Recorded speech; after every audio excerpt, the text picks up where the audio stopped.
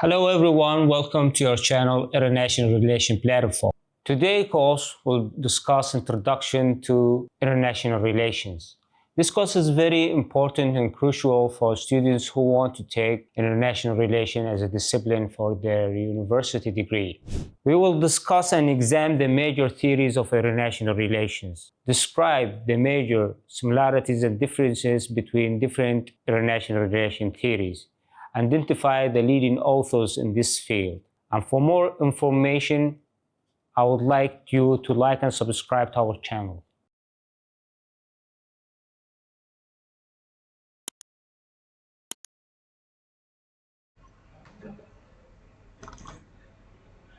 Hello everyone, welcome to our first class in International Relations course. The first class will be about Introduction to International Relations. The provider of the course is me, Sameh Salah, former lecturer in National University of Sudan.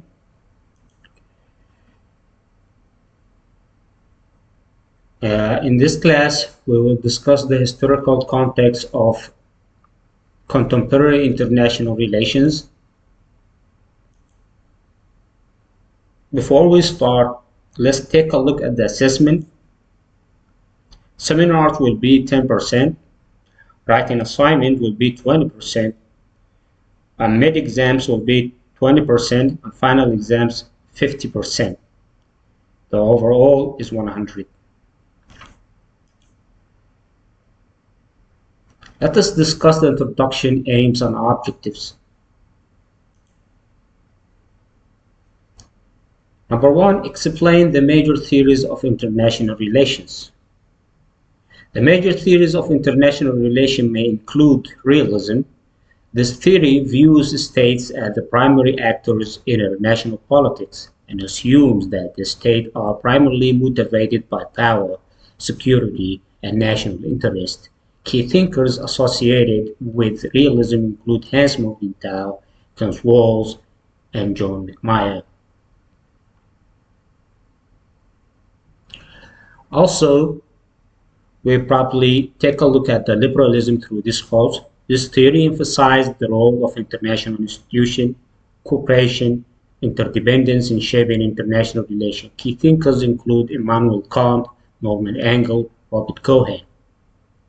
Also, constructivism. This theory focuses on the role of ideas, norms, and identities in shaping international relations. Key thinkers include Alexander Wendt, Nicholas Orff, Frederick Catchwell. So, Marxism, consider a critical theory. We will discuss in this course also in the post-Cold War thinking. The theory examined the role of capitalism, class, and power structure in international relations. Key thinkers include Karl Marx, Vladimir Lenin, and Antonio Gramsci. Okay, describe the major similarities and differences between the major II theories. The key similarities between these theories are they all attempt to explain and understand the complex dynamics of international relations. They all recognize the importance of actors, institutions, and the process in shaping international politics. The key differences between these theories are realism focuses on the power and security, while liberalism emphasizes on cooperation and interdependence. Constructivism emphasizes the role of ideas and norms, while Marxism critical theory focuses on class and power structures. They have different ontological and epistemological assumptions about the nature of international relations. Identify the leading authors in the IR field and the theories they are associated with, and some leading authors of this theory associated will be include, such as realism, Hans Morgenthau, Kenneth Walls, John McMahon; liberalism, Immanuel Kant, Norman Angell, Robert Cohen; constructivism, Alexander Wendt, Nicholas Orff, Frederick Catchwell; Marxism, critical theory, Karl Marx, Vladimir Lenin, Antonio Gramsci. Understand the historical evolution of IR theory over the time. The IR theory has evolved over time with different schools of thought emerging and gaining the prominence at different historical periods. For example, realism was the dominant paradigm during the Cold War era, while liberalism and constructivism has gained prominence in the post-Cold War period. Apply the theoretical frameworks to understanding practical international relation issues. Applying IR theory to practical international relation issues can help us to understand and analyze the complex dynamics at play. For example, realist perspective might focus on the role of power and security in shaping international relations, while liberal perspective might emphasize the importance of international institutions and cooperation. Access the behavior of actors in international politics in the light of IR theories.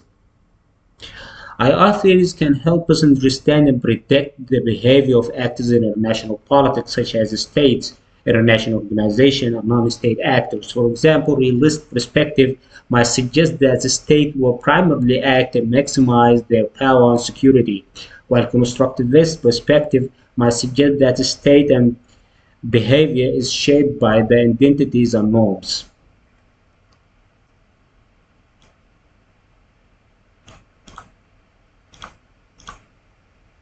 Now let's take a look at the course details. Introduction to International Relations. This is the first class. Introduction to International Relations, definition and scope of international relations will be discussed through this lecture. Key actors of international relations, the state, international organization, non-state actors, the historical evolution of the international system. In class number 2, goals, power, and instrument of foreign policy and international relations. National interest and foreign policy goals, security, economic prosperity, ideological normative goals. We'll discuss through this lecture also the concept of power in international relations, such as hard power, soft power, smart power, instruments of foreign policy like diplomacy, economic statecraft, military force, information propaganda. Idealism theory will be the class number 3. The key principle of idealism emphasizes of ethics, international cooperation, and international organization. Permanent idealist thinkers like Immanuel Kant, Woodrow Wilson, Norman Engel. Idealist perspective on issues like war, peace, and international institutions. Criticism and limitation of idealism. All that will be discussed in this class. Class number 4, we will discuss realism and new realism. Core assumption of realism is state as the primary actors, power, security, national interest. Varieties of realism, classical realism, structural realism, new realism. Permanent realist thinkers like Hans Morgenthau, Thomas Walls, John McMahon. Realist perspective on issues like a balance of power, security dilemmas, and the use of force. Criticism and limitation of realism. In class number 5, we will discuss liberalism and new liberalism. Key principle of liberalism emphasizes on cooperation, interdependence, international institutions. Varieties of liberalism,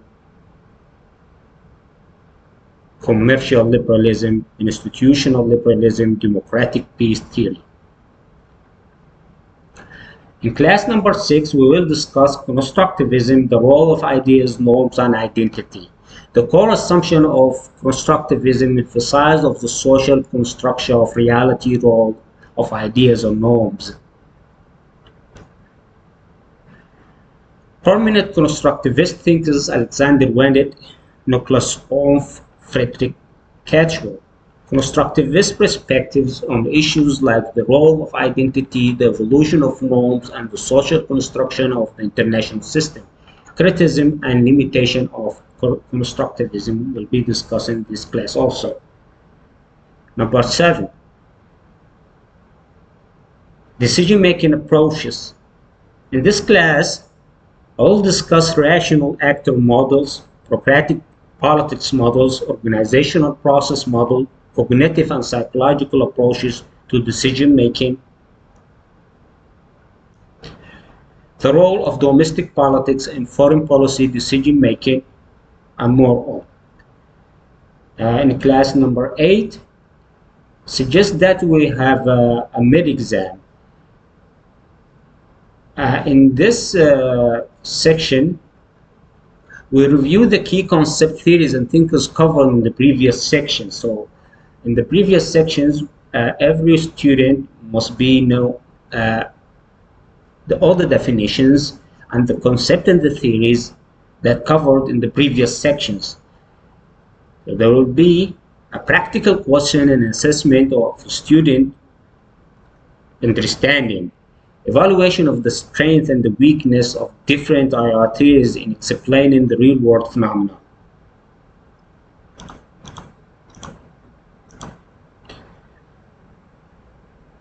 In the class number 9, we will discuss the post-Cold War thinking in international relations, such as the Marxism and the critical theories, the end of a history debate, the rise of new security threats like terrorism, ethnic conflict, environmental issues, the increasing of role of non-state actors, NGOs, multinational corporation, transitional movement, and the theoretical perspective on the post-Cold War, plurality, multipolarity, the complex interdependence. In the class number 10, we will discuss the definition and the key dimensions of globalization, economic, political, cultural, technological. We will discuss the theories of globalizations like transformative modernization theory and despotism theory. The impact of the globalization on states, economics, and society. Debates around the benefits and drawbacks of globalization. In the class number 11, we'll discuss the Clash of Civilization by Samuel Huntington, the thesis that well known for in the political science literature. Cultural, religious, and ideological differences as sources of conflict. We will discuss the critiques and alternative Clash of Civilization perspective, the role of religion and the culture in international relation. The End of History by Francis Fukuyama. The triumph of the liberal democracy of the free market we will discuss in this class. Criticisms and alternative perspectives of the end of the history, the ideological and political conflicts in the post-Cold War era. For that, in class number 13, we will have a student presentation. Students present their research and analysis on the relevant topic in international relations, peer feedback, and the class discussion. Finally, we'll have a final exam. This will be a comprehensive assessment of a student understanding of the key concept theories and issues covered throughout the course, evaluation of the student ability to critically analyze and apply the course material, assessment of a student problem solving, critical thinking, and communication skills.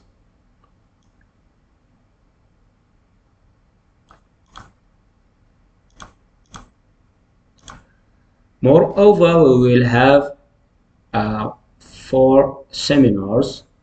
Number 1, we'll discuss the game theory. This will be introduction to game theory, key concept and terminologies, except the student present a seminar about this topic, describing the types of games like zero-sum, non-zero sum, cooperative, non-cooperative, national equilibrium, and Other solution concept, application of the game theory in international relation, armed races and security dilemmas, ranking, negotiation, cooperation and conflict, uh, corrections and more. Realism in contemporary politics. In this seminar, students might be present a relevant of realist theory in the post-World War era, realist perspective on current global issues, the rise of China and changing balance of power, Russia assertive foreign policy, conflicts in the Middle East and other regions. The role of military force in international affairs, critiques of the realist approach, and alternative perspective. Postmodernism, student may be present a seminar showing the key principles of postmodernist theory, rejection of the grand narratives and universal truth, emphasize on the social construction of reality, focuses on language, discourse, and power relations. Postmodernist perspective on international relations will be discussed through this seminar. Through another seminar will be about constructivism.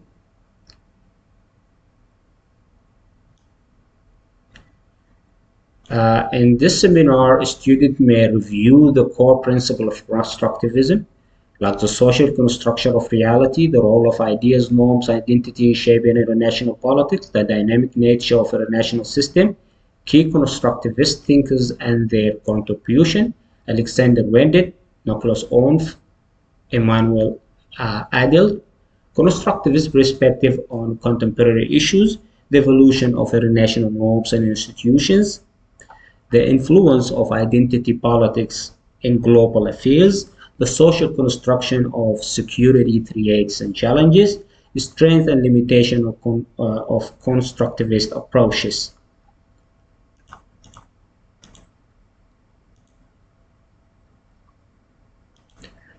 Moreover, we will have writing assignments. Number one will be about the study in the failure of the League of Nations. Practically, I predicted that a student might write an introduction, and this introduction will be a brief overview of the League of Nations and establishment after World War I. Thesis assessment examined the key factors that led the failure of the League of Nations.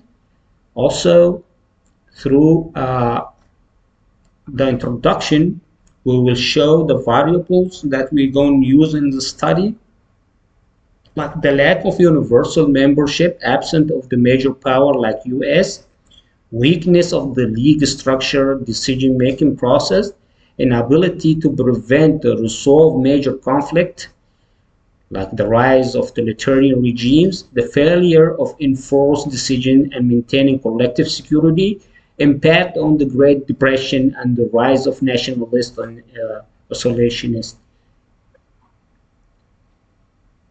semantists. Number two, a specific case study on the practical success, the United Nations. Through this writing assignment, I predict the student might discuss different variables about this issue, like detailed analysis of the League's failure to address the significant international crises, such as the Italy invasion of Ethiopia, Japanese invasion of Manchuria, and the League ineffective response to it. Also, the examination of political and economic social factors undermine the League effectiveness.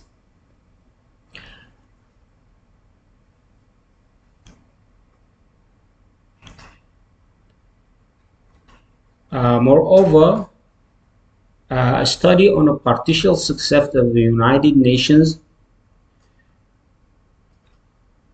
we must discuss the invention of US to Iraq back in 2003.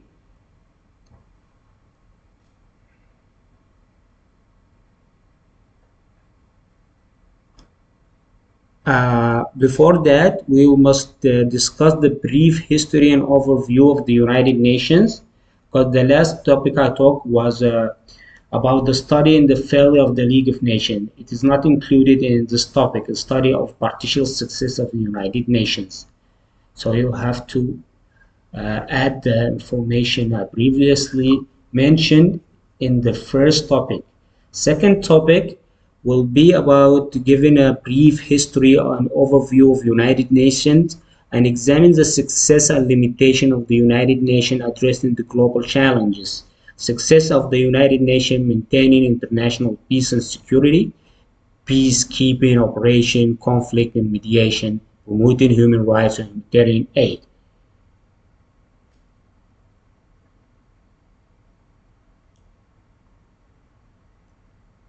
Also, we might discuss limitations and challenges of the United Nations, constraints to veto power and the Security Council structure, difficulties in enforcing decisions and implementing sanctions, lack of universal membership and the withdrawal of key members, criticism of the UN bureaucracy, efficiency. Now, let us discuss the case study of UN success and failure. Here we have to discuss the invitation of US to Iraq back in 2003 after 2001 terrorism attack. Okay, the involvement role of the United Nations adopting the new global challenges, terrorism, climate change, global health crisis, and moreover. Any of these assignments must be started with an abstract, not more than 250 words, an introduction. In introduction, we discuss the arguments about the topic, and also there is a conclusion and a reference list at the end.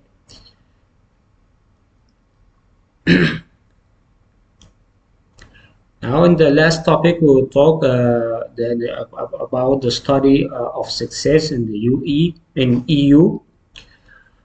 Here we're going to discuss the EU contribution, maintaining peace and stability in Europe, the US role, conflict resolution and crisis management, Balkan, Eastern Europe, the EU efforts in promoting international cooperation on multilateralism, challenges and criticism such as the Eurozone crisis, Brexit, and the rise of Euroscepticism. Debates around the EU democratic defect, national sovereignty, and the future of the European integration.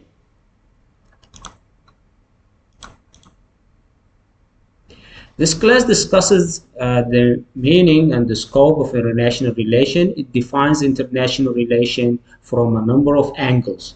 The reason for increased subject matter of international relation and the meaning of key concepts such as domestic politics and foreign policy are also examined in this class. The core stresses the evolution of international concept, charting its developments to ancient Greece to post-Westphalian system and beyond. The historical overview shed light on how the field has transformed over time in response to changing global dynamics. We will discuss an introduction to international relations, a definition and scope of international relations, importance of studying international relations in modern world, domestic politics and foreign policy. In this section, we discuss the relation between domestic and international spheres, factors influencing the information of foreign policy, the role of domestic politics in international relations.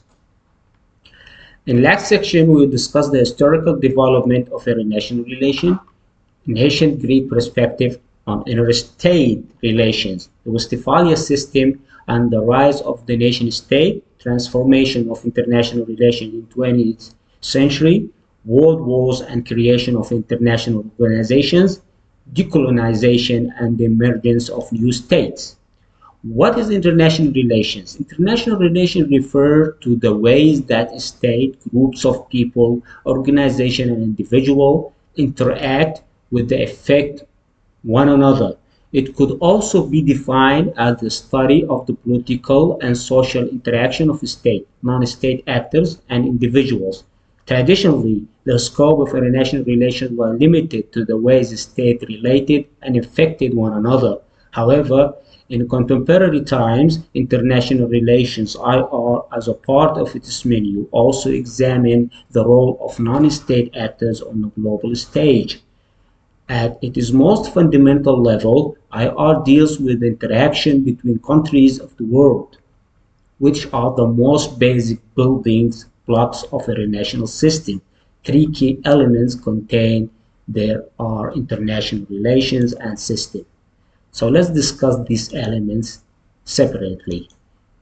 International relations. First, let's define the word international. The prefix "inter" distinguishes from the study of the history. Distinguish international relations from the study of the history, politics, economic, and uh, and the like. IR studies relations and interaction between the state of the world, but it is impossible to ignore domestic issues, since most of the decisions arrived at the national level are made by national policy makers. International relations integrate the activities of factors on the global or international stage. National. The word national in the term international relations defines the basic unit of study in IR. The state is the leading actor in international relations, and principally it is how states interact with one another that constitute their foreign policy. The state still remain the primary actors in international relations. The word relations. The word relation implies a couple of things. Firstly, it suggests that international affairs are composed of a series of interactions among the state and other actors. Relations also encompasses a broad variety of forms of interactions ranging from political, military to economic, social, cultural, and even humanitarian concerns. This international relations is often used synonymously with the word politics and international politics. Using them interchangeably will not be a problem if one realizes that international relations is not only about political exchange, even if it is the most prominent and most consequential aspect in IR. Now, a structural framework. As I discussed before, the word international means existing and occurring of the carried on between two or more nations. War system means a group of units that have relation with each other and that act as bases and have common characteristics that lead the relationship between these units. Systems are found in many areas: biology, chemistry, ecosystem. Firstly, a system refers to a number of distinct interdependent units whose interactions affect one another. When a state imposes environmental regulation on automobile emissions, it affects other countries like Japan and Germany who manufacture automobiles. The second characteristic of the system is that there is an orderly regularity and predictability to the interaction between units. Things do not just happen randomly or haphazardly in an international system, rather through customs, treaties, conventions. The absence of leviathan on the international government does not mean that there is no order in the system. Thirdly, a system exists within the context of a border environment that is dynamic and it forces the units to adapt the change. The collapse of communism in Eastern Europe and Soviet Union reshape the system, and one can now talk of a new world order. Change gives IR to dynamic dimensions, dy- dynamism, and interest. Thus, IR can be defined as a study of how people and government in different countries deal with one another. The principal units are state, but they are not only the actor. It deals with a broad range of interaction. The most prominent of this interaction are political issues. The menu of IR is growing rapidly. Primarily, it dealt with diplomatic relations and matters of war and peace, because IR is carried out within a global society that is informally regulated by norms, rules, institutions, so scholars refer to the global environment as international system.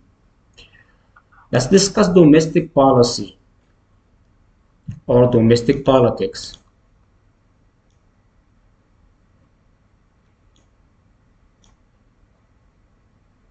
Domestic policy is a subject matter of public policy.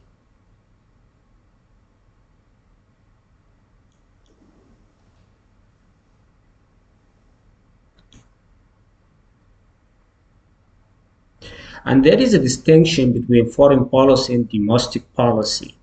Traditionally, foreign policy was seen as distinct from public and domestic policy. Foreign policy deals with the state relation and interaction with other state and international actors, while domestic policy focuses on international affairs within the state. It, is, it, it nails laws, administrative decisions, government, and programs. This is the domestic policy, which are directly related to internal issues and activity of nation. Domestic policy covers a wide range of areas: disaster management, business, education, energy, healthcare, law enforcement, money and taxes, natural resources, social welfare, personal rights and freedom. The domestic policy issues are similar to a respective and geographical location of the state. A nation form the government largely determines how domestic policy is formed and implemented. In a authoritarian political system, an exclusive club of ruling class pursues its domestic policy goals without input or consent of the people being governed. In democratic societies, the voice of the people, the public opinion, reflects the domestic policy. Foreign policy is externalization of domestic policy. In other words, it involves a policy informing the behavior of the state and external meaningful or beyond territorial borders. The goal of the foreign policy is to promote interest of a single political community or state in the world politics by influencing the behavior of other units in an international system. Foreign policy is an extension of domestic policy.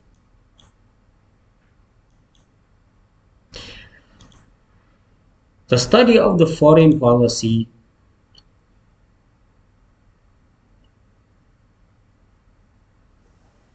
is known as foreign policy analysis. Foreign policy analysis is the study of conduct and practice the relation between different actors, primarily states, the international system. At the heart of the field is an investigation into decision making, the individual decision makers, process and conditions that affect foreign policy and the outcome of these decisions. By virtue of this approach, foreign policy analysis is necessarily concerned with the boundaries between the external environmental and internal domestic environment, with a variety of subnational sources of influence. A mark of the foreign policy analysis is a multifactorial, multidisciplinary, interdisciplinary insights from disciplines such as psychology, sociology, and anthropology are important in FPA, which stands for Foreign Policy Analysis. Of all disciplines of international relations, FPA is the most radically integrated theoretical enterprise. International anarchy makes security the paramount of foreign policy concern of a state. Intermistic policy, the opposite of foreign policy, which is intermistic policy, refers also to domestic policy. The distinction between the foreign policy and domestic policy is becoming blurred in the recent time. Domestic policies are increasingly informing foreign policies of states. The rapid nature of contemporary globalization has rendered the traditional distinctions between foreign and domestic politics obsolete. Domestic policy is an entanglement of combination of domestic and foreign policy. The multiply network linkage between societies, which is one hallmark interdependence. Globalization means that there is a less clear distinction between domestic and international agendas. Groups within states are constantly affected by events of a national stage, so their concerns tend to force themselves onto foreign policies of their states. Local agenda of subnational actors became internationalized while as part of the same process. The international agenda became localized, reflecting the interests and concerns of subnational actors. National interest and the foreign policy. The term national interest is practically vague and has been perennially subjected and abuses the misunderstanding of by politicians and foreign policy analysts. The assumption that a particular foreign policy in the national interest of a state imposed confers a degree of authority and legitimacy and policy. National interest is customarily linked with the policies of those officially responsible of the conduct of foreign policy. Interestingly, national interest is what decision makers at the highest level of government say it is. The realists posit that the state behave the way they do because national interest. However, the absence of proper signaling of democracy, the link between foreign policy and national interest cannot be known. This does not mean that non-democratic countries lack national interest, merely that we cannot know what it is if it is not defined by democratic procedures. National interest remains a central preoccupation of foreign policy decision makers, a reference point of interpreting the action of the state. Hence, Mergentile equals national interest with power, as such as the proper object of a state foreign policy and the best measure of its capacity to achieve its aims. What constitutes national interest? How it determined, ultimately implemented, are crucial to understand foreign policy choices and respond to pursue states. For hardcore realists like Mergentile and Tan, anarchic nature of the international system is most important to guide the foreign policy formulation. In spite of the problem determining exactly the basis of a national interest, it is clear that virtually all states are described by necessity of maintaining territorial integrity and economic prosperity as central preoccupation of government of the day in their national dealing. The subject matter of international relations.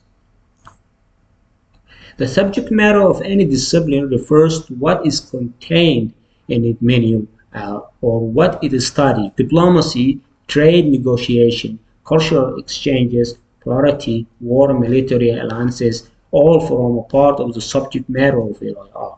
IR has traditionally emphasized the state and individual levels to be a key areas for understanding the nature of international system. At the same time, since globalization has transformed the international system, make it more interconnectively outside traditional state-to-state conduct more likely, IR had expanded its own outlook to account for increasingly diverse range of non-state actors such as global environmental activists and multinational corporations.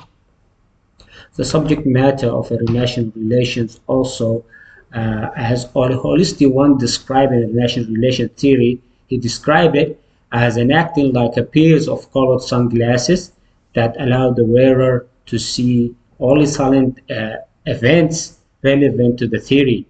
An adherent of realism may completely disregard guard an event that a constructivist might bounce upon crucial and vice versa. Now let's discuss the rise of a transitional or trans state and new issues. There is a many trans-stage issues such as cooperation between and among states. So there are a common global concern. Terrorism, the refugee problem, and Horn of Africa have become international issues discussed on the world stage. The plurality of new issues on the global stage, such as oil politics, global warming, and terrorism, also accounts for expansion of the subject matter of IR.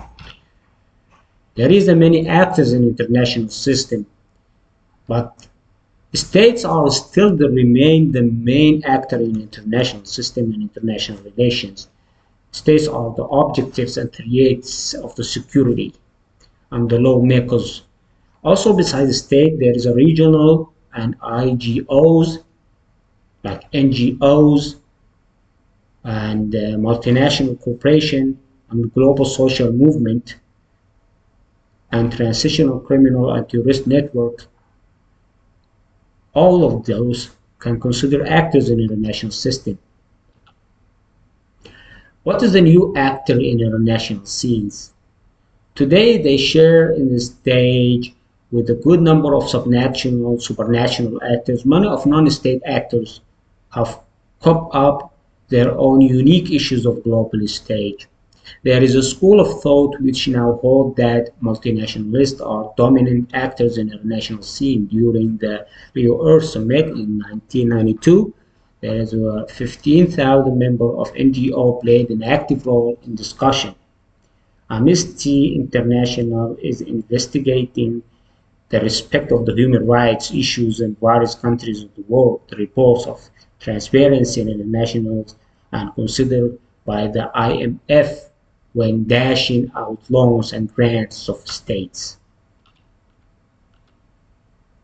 International relations scholarship from political perspective.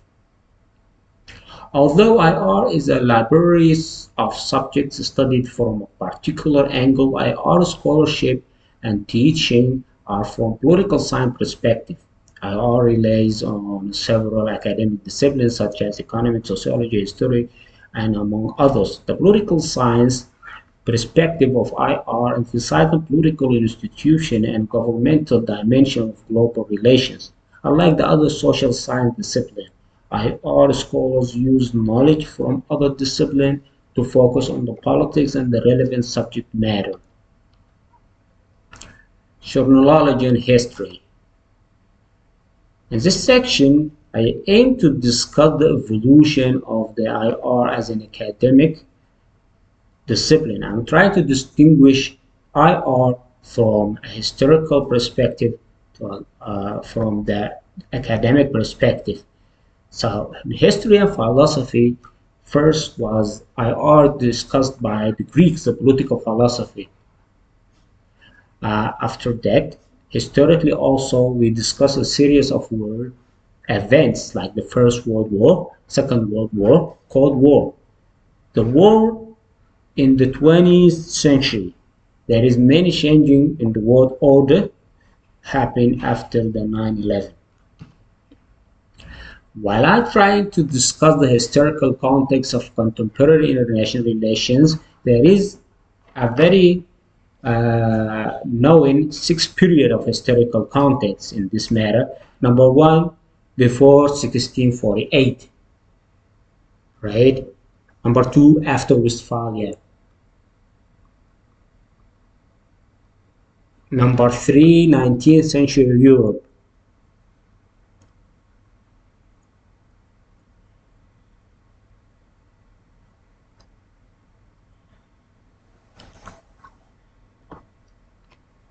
Number 4, the interwar years.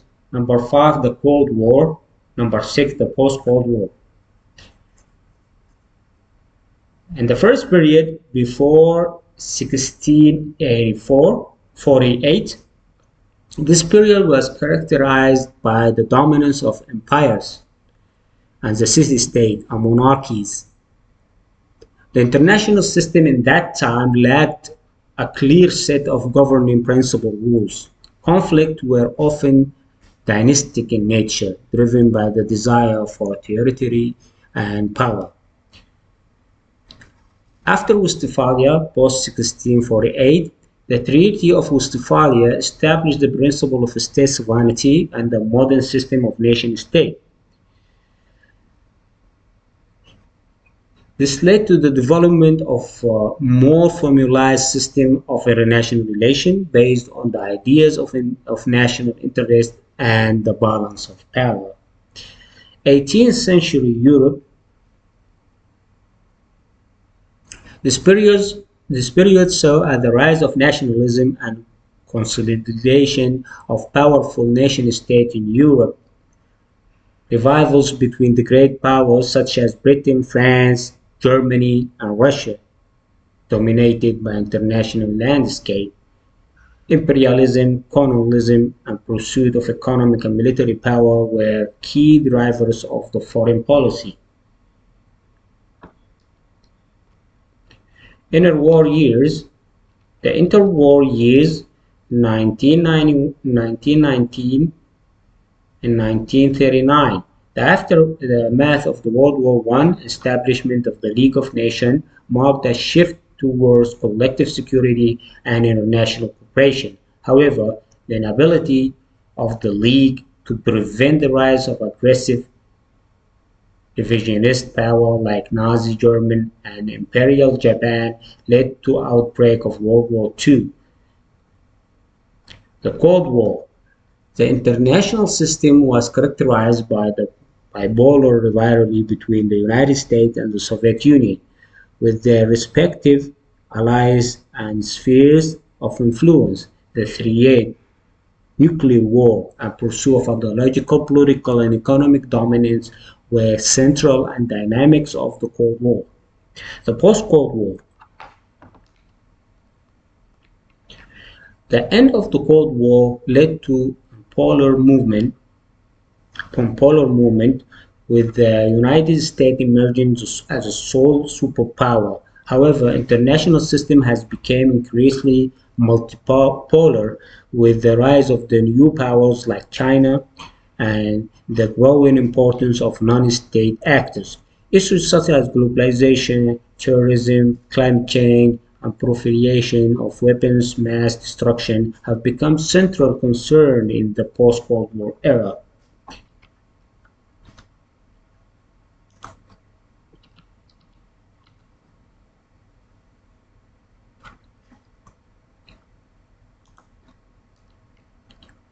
Let us discuss the international relations in the ancient times. Ancient Egypt was the most important factor here, was one of the earliest, most influential civilizations in the human history, and interaction with the neighboring regions play a significant role in shaping dynamics of ancient world.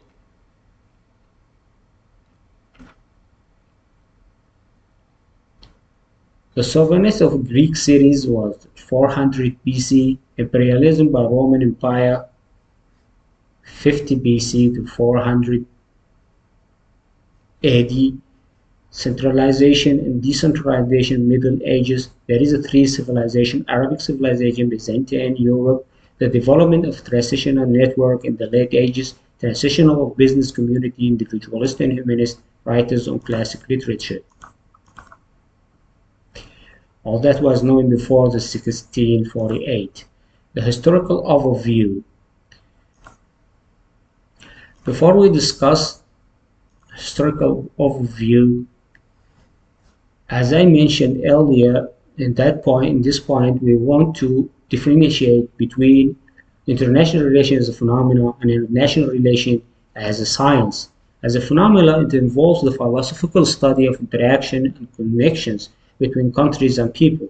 The focus here on understanding the philosophical, ethical, and political dimensions of relations between states. International relation as a science, this represents a scientific and systematic study of international relation phenomena through the use of scientific research tools and interpretation and prediction. This approach includes data analysis and the use of theories and models to explain the behavior of the state and other international actors, focusing on the concept of international relation as a phenomenon. In this context, the focus will be on the first concept of international relations as a phenomenon, which includes a philosophical study of interactions and connection between countries and people. This approach addresses the major questions related to the nature of international relations. Different definition of international relation. In this context, we rely on variety of definitions that reflect the diversity and multiplicity of intellectual trends among thinkers in the field of international relations. First, K.J. Holisty says that international relations that arise within every group of political entities like tribes, city-state, nations, empires, characterized by a certain frequency and type of regularity.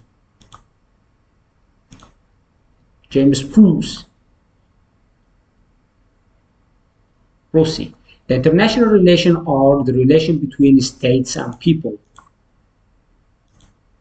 Quincy Wright says international relations are a comprehensive relationship that include various groups in international relation, whether formal or informal.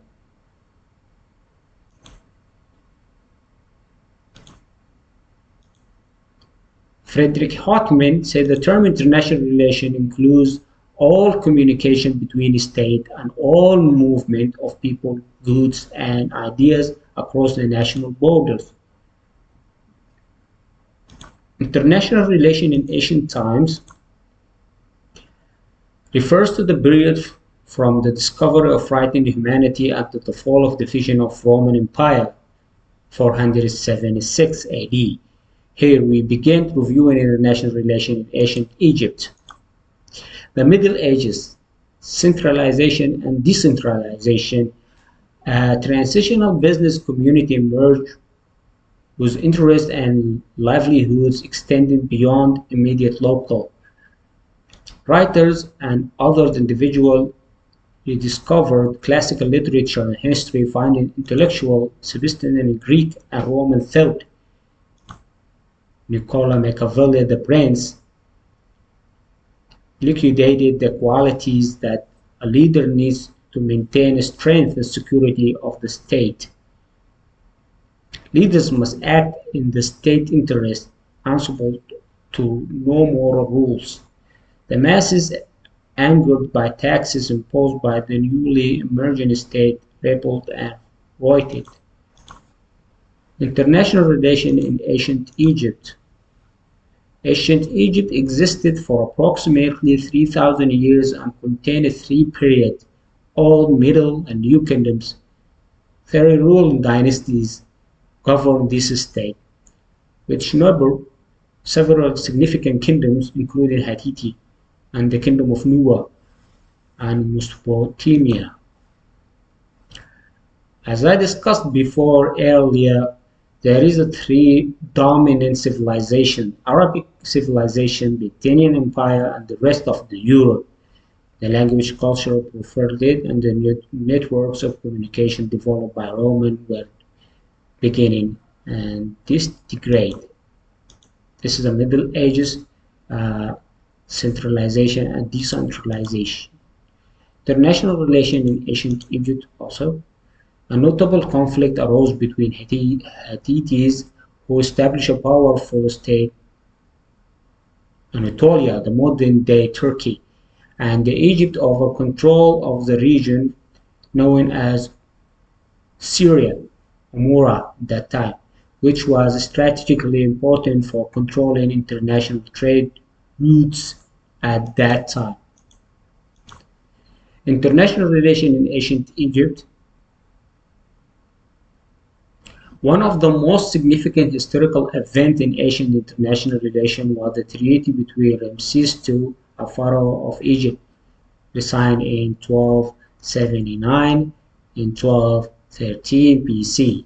The Hittite king Hosatli III in the end state of war between their nations.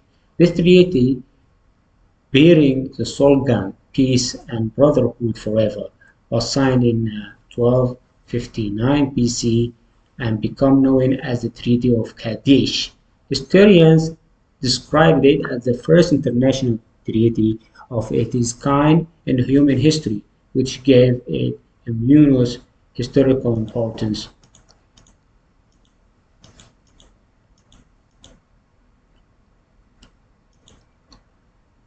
Let's discuss real quick that really important. The Treaty of Kadesh includes several fundamental principles that marked a turning point in the history of international relations, including the importance of envoys and diplomatic messengers. The treaty recognized the role of envoys and messengers in achieving foreign policy, emphasized the necessity of respecting their status.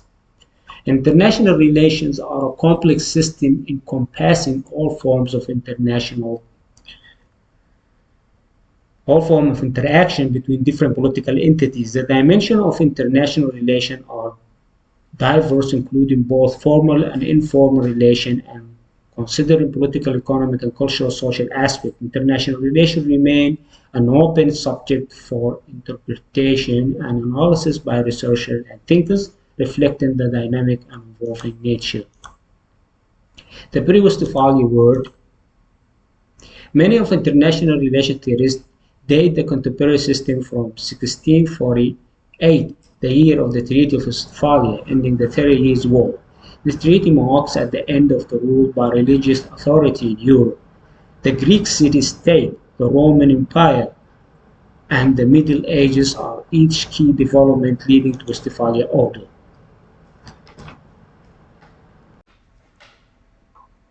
International relations in Islam. Islam introduced entirely different concepts and perspectives on relation between the moral and spiritual authorities compared to Christianity, entwining them in a way that makes complete separation difficult and contrary to Islamic law. Islam's approach to international relations is based on the principle of peace and the foundation of international relations. Accordingly, Islam differentiates between the House of War, Dar al-Harb, and the House of Islam, Dar al-Islam. The former refers to territories not under Muslim rule, while the latter refers to regions governed by the Islamic law. It is forbidden to attack non-Islamic states in Dar al-Harb unless they initiate aggressions, which is the normal law. In our law now, it is very clear that any state initiate aggression towards another state, we have the right to defend ourselves and to attack those who are initiate aggression, emphasizing that the default in international relation is Islam is peace unless circumstances necessitate the war. This is very important talk about. Here Islam also placed a great importance on diplomacy, subjecting it its wise rules and organizing it with the clear principles. The diplomacy was used to strengthen commercial and cultural ties and achieve international balance, leading to establishment of permanent embassies between Baghdad and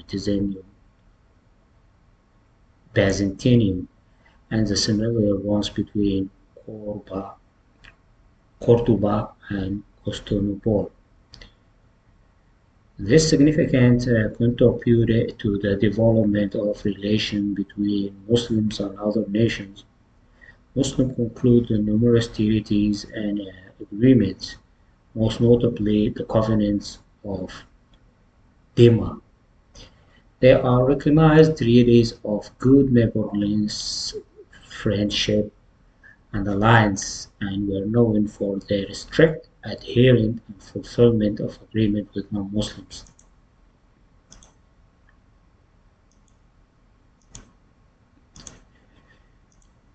In international relations in the modern era, with the collapse of feudal state and the end of the Middle Ages, Europe, due to the upheaval and the collapse of many political, economic, and social power influenced by religious conflict was reputed between Catholic, led by Spain, Protestant, led by France Catholic, under the rule of Cardinal Riccioli. The latter supported the Protestant side in the war to weaken their Habsburg allies and strengthen France's position as prominent European power, testifying their rivalry and leading to direct war between France and Spain, known as the Thirty Years' War, which began in 1618 and ended in 1648. International relations are modern era, so there is many scholars of international relations consider Peace of Westphalia a true turning point in the history of international relations, as it represents the real starting point of Europe and the West organizing international relations on a clear new foundation, cooperation and participation rather than domination and subjection. It established for the first time stable reality principles that removed chaos that prevailed before. Thus, Peace of Westphalia ended in the era of old concept that requires submission of a state and feudal system to a higher mayor system concerning temporal affairs, a Roman Catholic Church involvement in spiritual authority. To differentiate between an international relation as an academic field and there is an international relation in a historical perspective, we can say that IR as an academic field focuses on the study of political and economic and social interactions among different nation states. Scholars analyze theories, concepts, and frameworks, and understand patterns of international behavior, emphasize on the research analysis, critical thinking, and develop a deeper understanding of global dynamics.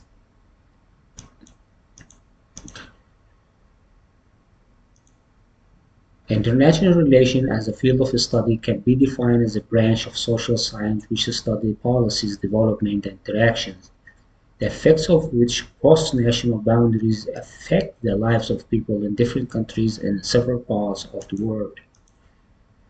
International relations as an academic discipline. Some scholars argue that international relations is a distinct discipline, while others counter argue that it's a subfield. If a distinct discipline is considered as a separate field, wholly distinct from any other field of study, then international relations cannot be considered a distinct discipline because if it is well known, in fact, that international relations is a subject that can be learned, taught, or studied by itself.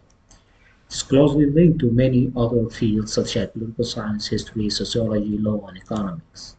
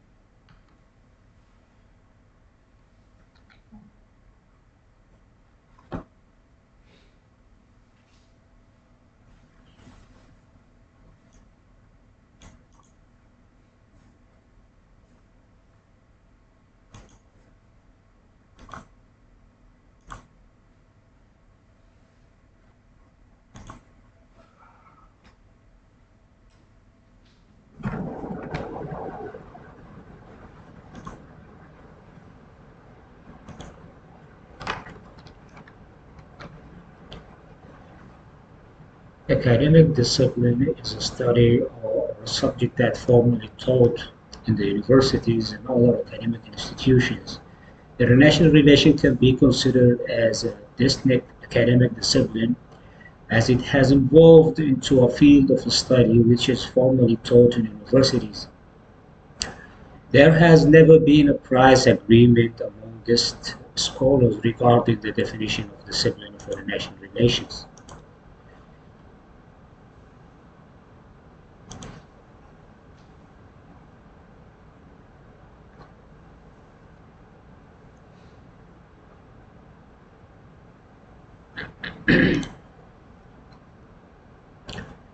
The development of international relations as an academic discipline. Let us discuss the development of academic discipline of international relations real quick right here.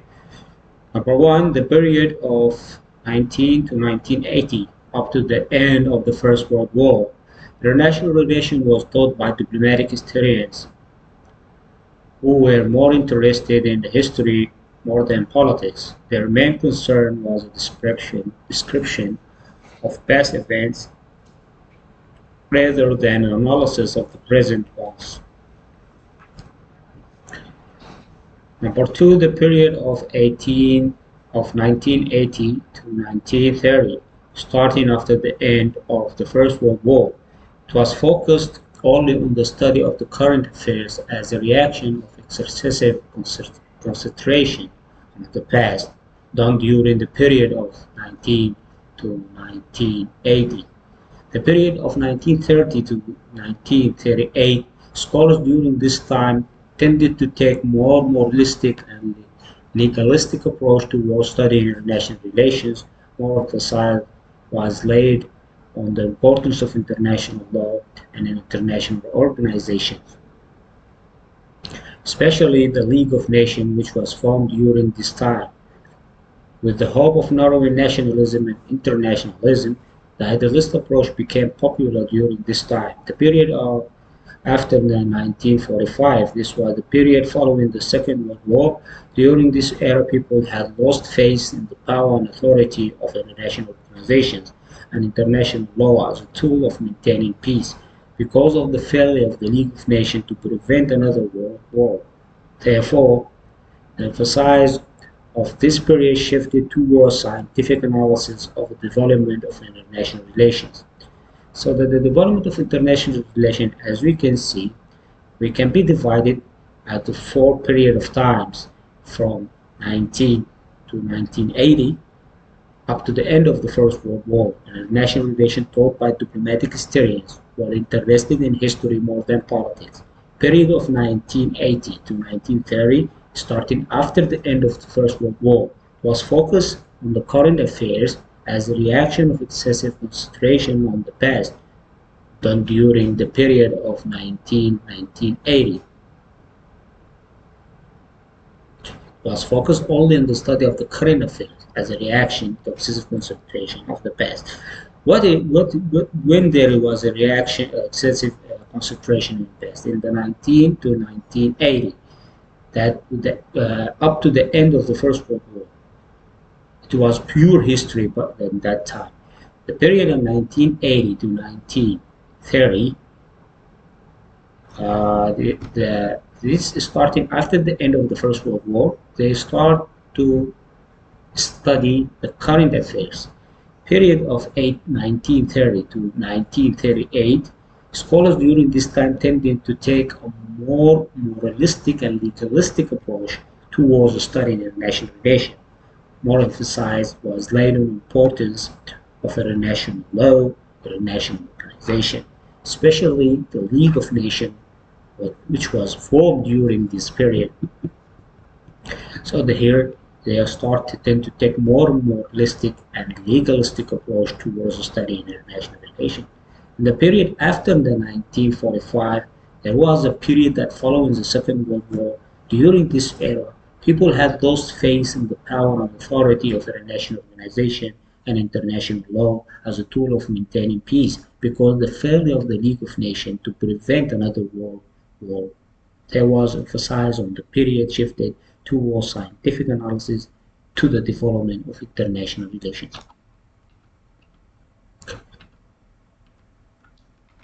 Okay, Thomas stated that international relations was the study of reviling among nations and the condition of institutions, enumerate and explain these relations. Quincy Wright once said, "It is not only the nation which international relations seek to regulate.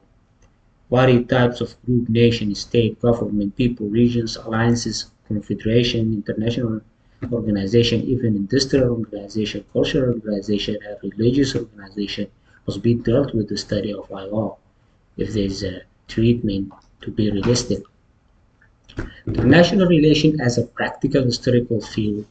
In this section, the IR is a practical historical field that examines the past events to understand how international relations have shaped the world. Primary sources such as diplomatic documents, treaties, historical records are used to analyze historical context and decision-making process. Practical fields emphasize the application of historical knowledge to inform the present day policies and strategies. Let us discuss the importance of international relations.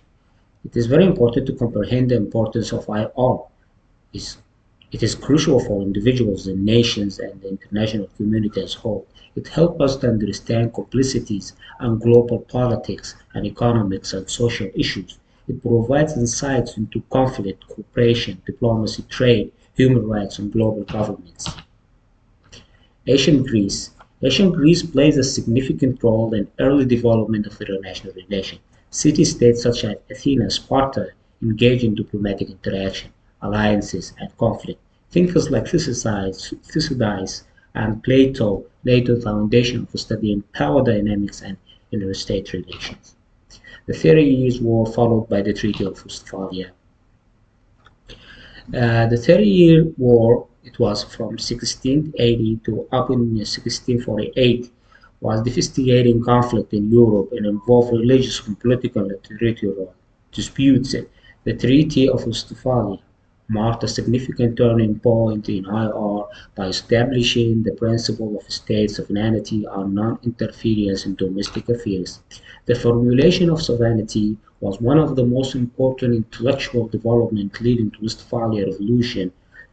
Much of the development of the sovereignty is found in the writings of the French philosopher Jean Bodin. To Bodin, sovereignty was absolute perpetual power vested in a commonwealth. Absolute sovereignty, according to Bodin, is not without limits. Leaders are limited by natural law, laws of God, and type of regime, and by the covenant or the treaties. 30-Year War devastated in Europe. Europe in the 19th century. The American Revolution happened in 1776 and the French Revolution in 1789 were products of the Enlightenment thinking as well as social contract theorists. The aftermath revolution, the core principles of it. Legitimacy and nationalism. This is the most important things. Legitimacy is absolutist rule is the subject limits imposed by a man to create his own government. John Locke attacked absolute power and divine right of kings. Locke's main argument is that political power ultimately rests with the people rather than with the leaders of the monarch. Nationalism, the masses identify with their common past, their language, customs, and practices. Individuals who share such characteristics are motivated by to participate actively in the political process as a group. The Napoleonic Wars. The political impact of this principal war, the beginning in Europe in the 19th century, opening the war in Europe and unprecedented scale. The technological change allowed larger armies and peace at the core of European system. French weakness and status as a revolutionary power made it ripe for intervention and stamping out the idea of popular consent. The same nationalist favor that brought about success of Napoleon wars also led to his fall down. In Spain, Russian nationalist guerrillas fought against French invaders. Napoleon's invasion of Russia ended in a disaster, leading to a French defeat at Waterloo 3 years later.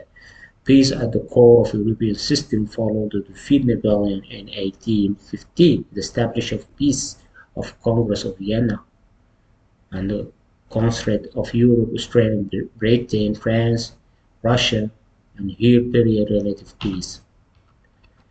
Now, In fact, in the general peace prevailed during this time, surprising since the major economic, technological, and political change were radically altering and landscape. At least three factors explain the peace. European elites, two of the major issues confronting the co-European states were internal ones: imperialism and colonialism in the European system before 1870, the discovery of the New World Europeans in 1492 led rapidly expanding communication between Americans and Europe. Explorers sought discovery, riches, and personal glory, clearly sought to convert the savages to Christianity. Colonialism, which is often followed imperialism, refers to the settling for the people from the home country among indigenous people whose territories have been annexed. The process also led to establishment of European identity. European Christians civilized the white were contrasted with other people of the world. Rise of nationalism. In the 19th to 20th century witnessed the rise of nationalism, which has profound impact on international relations. Nations sought to assert their identity, independence, and territorial integrity, leading to tension and conflict. First World War. The First World War from 1940 up until 1980 marked as a watershed moment in IR. The result in the collapse of empires, redrawing of borders, and emergence of new nation-states.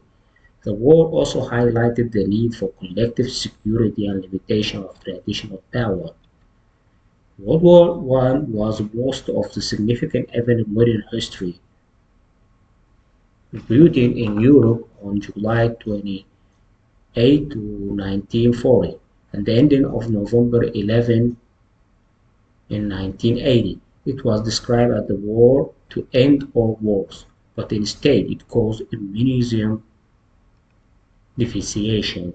More than 70 million people participated in the war, including 60 million from Europe, making it one of the largest wars in history in terms of number of participants. The losses were enormous, with about 9 million military personnel or 7 million civilians losing their lives. The war was led to tragic events like the Spanish flu, which claimed the lives of between 50 to 100 million people worldwide. Technological and industrial advancement exacerbate human losses, along with the new military tactics and warfare, which led to the settlement of the battlefield. In summary, World War One had a profound impact on the world politically, economically, and socially. Its effects are still evident today in shaping the modern international system and the features of international relations. Idealism and creation of the League of Nations. Idealism gained prominence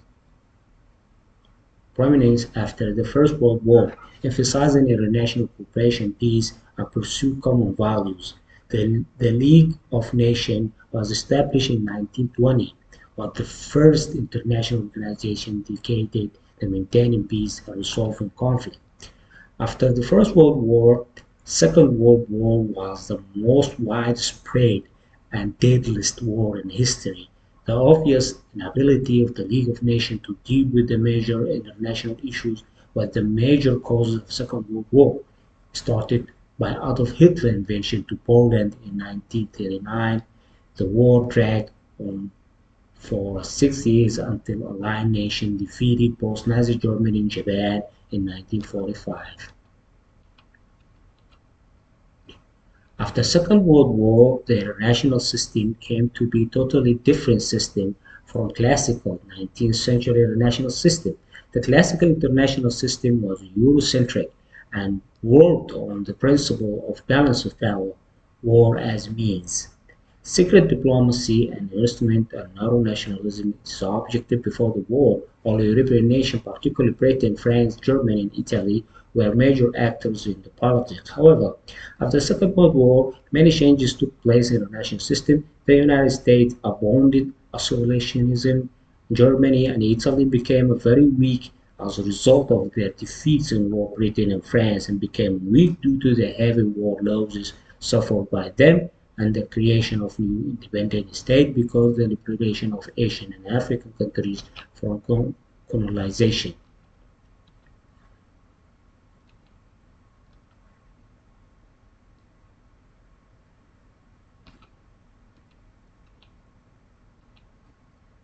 Balance of power. The period of peace in Europe was managed perceived for so long because of the concept balance of power. The balance of power emerged because independent European states feared the emergence of the predominant and hegemon among them. Thus they formed alliances to counteract potentially more powerful faction. The breakdown solidification of alliances. The balance of power system weakened during waning years of the 19th century, where the previous alliance has been fluid and flexible. Now alliance had solidified. Two camps emerged: Germany, Austria, and Italy, 1882, and France and Russia in 1893. In 1902, Britain broke from balance role, joining naval alliance with Japan and prevent Russo-Japanese encroachment in China. For the first time, European states turned to Asia. One is an ordered toward an European ally. The Russians defeat the Russo-Japanese War in 1902 was a sign of weakening of the balance of power system. The end of the balance of power system came with World War One. Germany had not been satisfied with the solution meted out the Congress of Berlin, being a later core of European power. Germany did not receive the diplomatic recognition and status and state its leaders desired.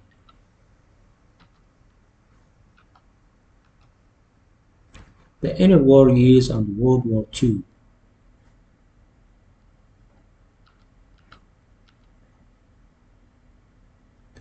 World War II was started by Germany, Italy, and Japan. Japan had attacked China in a series of incidents beginning in 1931, eventually leading to war. Italy attacked Ethiopia in 1935 using Uberti, a form of mustard gas banned by Geneva Protocol. Nazi Germany was the biggest challenge, as it set right what Hitler saw as wrongs of the Treaty of Westphalia. The power of fascism, German, Italian, Japanese version, led to an easy alliance between the Communist Soviet Union and liberal United States. World War II was started by Germany, Italy, and Japan.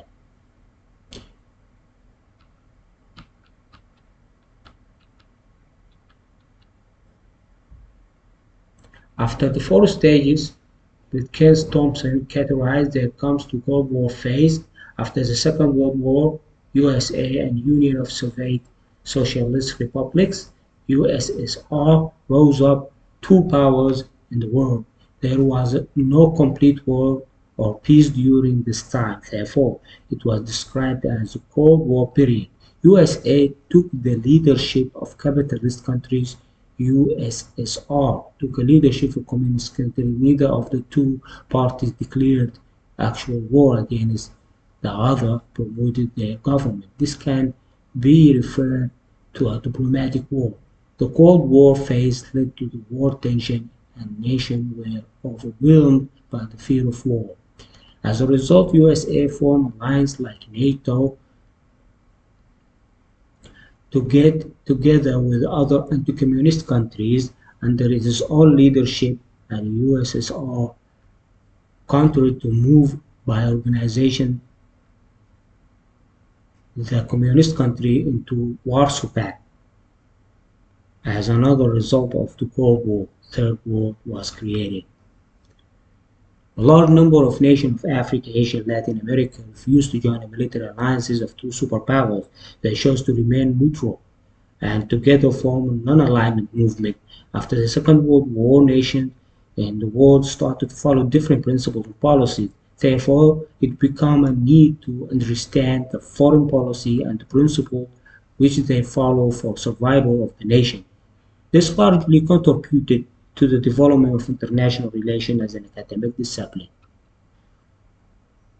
What happened is that in 1945, leaders of the major powers, including US President Roosevelt, Soviet Prime Stalin, and the British Prime Churchill, gathered in Yalta Conference and held the city of Yalta on the Serbian Peninsula, which was a part of the Soviet Union at that time. The conference was convened primarily to discuss the division of spheres influenced the post-Cold War. This pivotal meeting set the stage of negotiations on the restructuring of the Europe and establishment of peace following the conclusion of World War II. At Yalta Conference in February 1945, the division of Germany into four occupation zones, American, British, French, Soviet, and division of capital Berlin was agreed upon. The conference attendants also agreed to US and President Roosevelt's proposal to establish the United Nations organizations. Another conference was held in 17 to Augustus 2 in the same year, called the Potsdam Conference. The Potsdam Conference was was held in Germany, July 17 to August in 1945. In some other documents, it also referred to the Berlin Conference and the three heads governments of the Union, United States of America, United Kingdom. Participants were the Soviet Union, the United Kingdom, the United States represent respectively Joseph Stalin, Prime Minister Winston Churchill, and President Harry Truman. They met to decide how administer Germany had agreed to unconditional surrender 9 weeks earlier, May 8, Victory in Europe Day. The conference also aimed to establish a post-war order, addressing peace treaty issues, and tackle the effects of the war. On March 12 in 1947, President Truman announced his intention to take responsibility in Europe. He sought the support of every government in the world that opposed socialism, while the aim of the term dictatorial was a struggle to Soviet power and prevent it from interfering in areas of strategic and economic importance to Western countries. The United States believed that the best way to stop Soviet influence was to use economic weapons. This is what is called a Truman Principle. This is a picture of Truman. Another principle by George Marshall. U.S. Secretary of State George Marshall announced that the United States would grant massive aid to Europe on condition of cooperation with it. U.S. Congress approved Marshall Plan, which provided 16 Western European countries with a grant of $13 billion.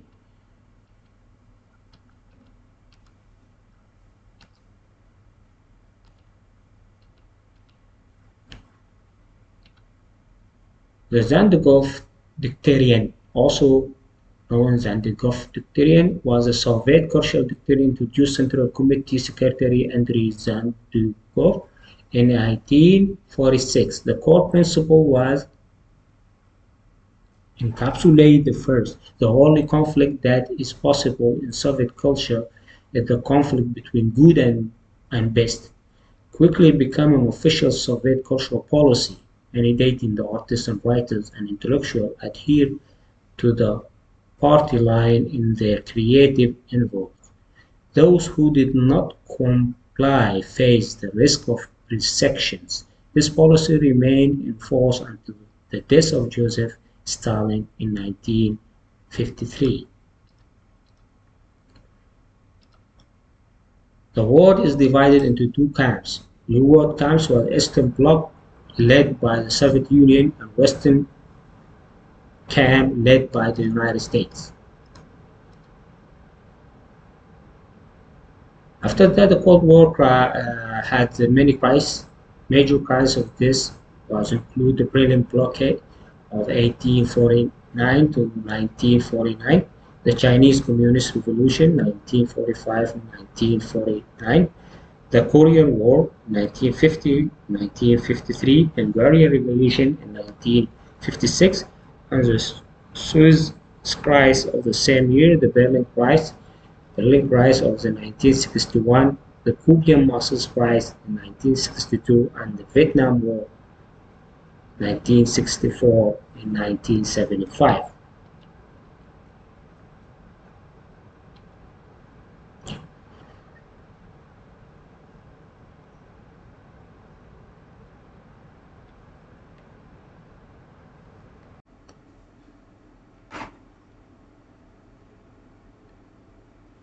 Cold War crisis. The Berlin blockade of 1948 and 1949. It was a major crisis during the early stages of Cold War. The Soviet Union blocked all the road and while access the western controlled sector of Berlin. This was located deeply within Soviet occupation of zone of Germany. This was an attempt to the Soviets to force the Western Allies out of Berlin to consolidate control over the city. However, the Western Allies responded with the airlift that supplied the Western Berlin with food and other necessities, ultimately forcing the Soviets to lift the blockade after 11 months. The Chinese Communist Revolution of 1945 and 1949.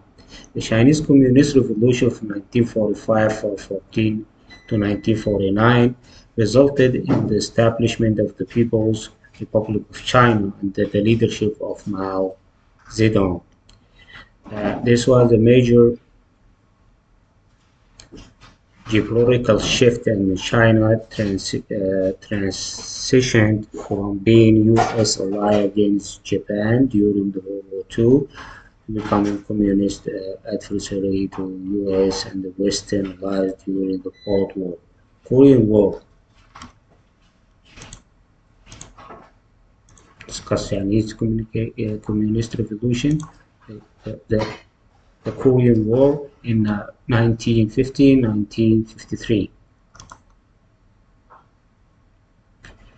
It was a conflict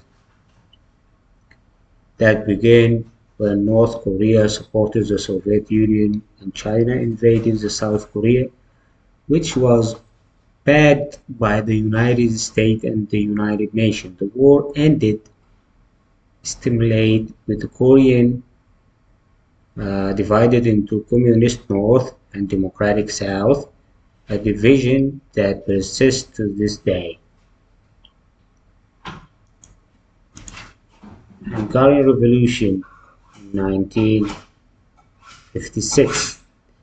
This was anti-Soviet uprising in Hungary, which was a part of the Eastern Bloc at that time. The Hungarians sought to break free from Soviet domination and establish a more democratic system. However, revolution was brutally crushed and Soviet military leading a wave of liberation of consolidation of communist rule in Hungary.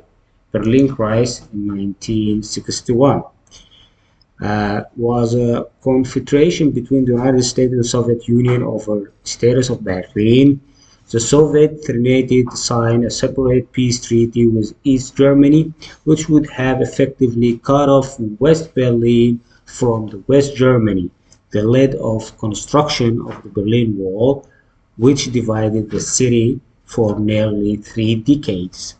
The Cuban Missiles Crisis in 1962. Standoff between the United States and the Soviet Union over later deployment of nuclear missiles in Cuba. This crisis brought up the world into pink of nuclear war before diplomatic solution was reached. the Soviet agreeing to remove the muscles in exchange to the United States promising not invade Cuba. The Vietnam War of 1964 to 1975 was a prolonged conflict in which the United States intervened to the support of the South Vietnamese government against Communist North Vietnamese forces backed by the Soviet Union in China. The war resulted in the victory of North Vietnamese and the unification of Vietnam under the communist rule, a major geopolitical setback for the United States. August Spring, the communists organized the Prague demonstration, capital of Czechoslovakia, from February 17 to 25 to 1947 against Venice. Britain, Belgium, and Northern formed proxy pact fearing the Soviet expansion. They requested military protection from the United States. Berlin blockade. Berlin was a point of contention between the United States and the Soviet Union.